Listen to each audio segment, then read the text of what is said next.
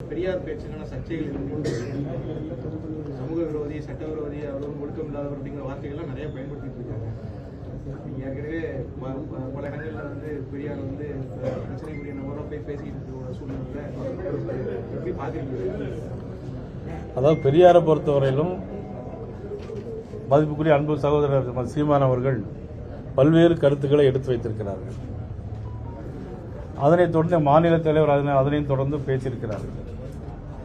அதில் எந்த இடத்தில் பெரியார் எப்படியெல்லாம் பேசினார், எப்படி பேசியிருக்கிறார் என்பதை அந்த புத்தகத்தை முழுமையாக படித்து பார்த்தவர் தான் என்னால் சொல்ல முடியும். நான் அந்த புத்தகத்தை முழுமையாக படிக்கவில்லை. படித்து பார்த்தவன் நானும் கருத்து சொல்ல இருக்கிறேன். வள்ளுவரை வந்து எங்களுக்கு தான் சொந்தம்னு முதலமைச்சர் சொல்லியிருக்கார். வள்ளுவரை வந்து கபலீகரம் செய்யக்கான நடவடிக்கைகளில் ஈடுபடுறாங்க அப்படின்னு சொல்றாரு. யாரு கபலீகரம் செய்தாங்கன்னு சொல்றாரு? யாரும் பாரதிய ஜனதா கட்சி சொல்றாரா? எப்படி பார்க்குறீங்க? வள்ளுவர் வந்து வள்ளுவருடைய ஆண்டு கிட்டத்தட்ட 5000 ஆண்டுகளுக்கு மேல உள்ளது.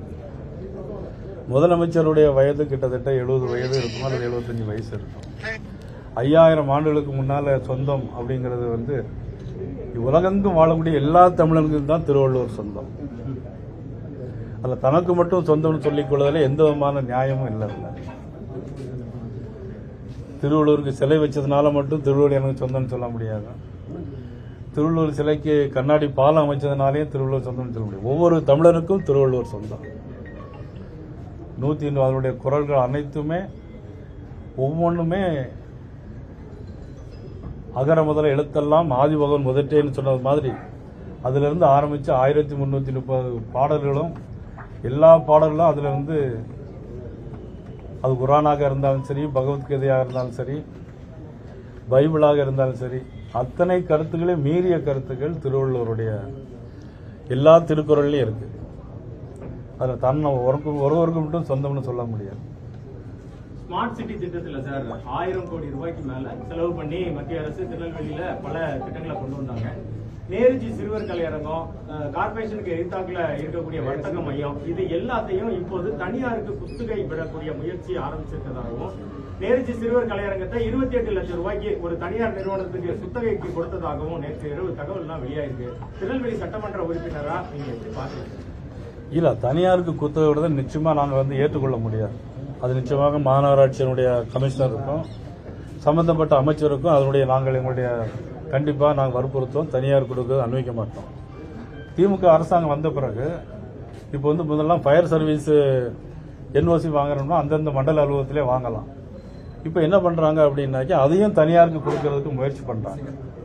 கும்பகோணம் பள்ளிக்கூடத்தை பொறுத்த மட்டிலும் கும்பகோணத்தில் நடந்த ஆக்சிடென்ட், கும்பகோணம் ஸ்கூலில் நடந்த ஆக்சிடென்ட்டில் கிட்டத்தட்ட எத்தனையோ குழந்தைகள் செத்து போனாங்க. அதுக்கு பிறகு என்ஓசி வாங்கி தான் பண்ணணும், ஃபயர் ஸ்டேஷன் என்ஓசி வாங்கி தான் பண்ணணும்னு ஒரு உத்தரவு இருந்துச்சு.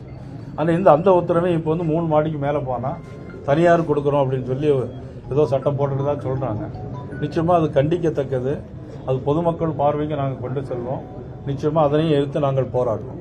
தமிழக மக்களுக்கு முக்கியமான ஒரு அறிவிப்பை வெளியாக முதலமைச்சர் முக டைம் கொடுத்துருக்காரு. எந்த மாதிரி அவர் அறிவிப்பை முக்கியமான படம் பண்ண நான் என்ன இந்த விவேக் படத்துல வந்த மாதிரி உங்க மனசுல என்ன இருக்கு நான் இப்படி சொல்ல முடியுமா? இல்ல, மக்களுக்கு பயனுள்ளதா இருந்ததுன்னா அது கண்டிப்பா நாங்கள் வரவேற்போம். நாங்கள் எதிரி கட்சி இல்லை, எதிர்கட்சி தான். மக்களுக்கு பயனுள்ள திட்டம் இருந்தாலும் அதை நம்ம மறுத்து சொல்றதுக்கு ஒன்றும் இல்லை. விஜய் பரந்தூர் விமான நிலையம் போயிட்டு வந்ததுக்கு அப்புறம் அரசுக்கு வந்து அந்த விமான நிலையம் தொடர்பான அறிக்கைகளிலேயே மாற்றங்கள் இருக்கிறது. பாக்குறீங்க, விஜயை கண்டு அரசு பயப்படுது அப்படின்னு அதை நான் சொல்ல முடியாது. இருந்தாலும் பரந்தூர் விமான நிலையம் போராட்டம் நடந்து எத்தனை மாசம் ஆச்சு? அதாவது மதிப்புக்குரிய விஜய் இப்பதான் போயிட்டு வந்திருக்கிறாங்க. போயிட்டு வந்து நல்ல விஷயமா இருந்தா நல்லதுதான். செய்திகளை உடனுக்குடனும் துல்லியமாகவும் தெரிந்து கொள்ள சப்ஸ்கிரைப் பண்ணுங்க.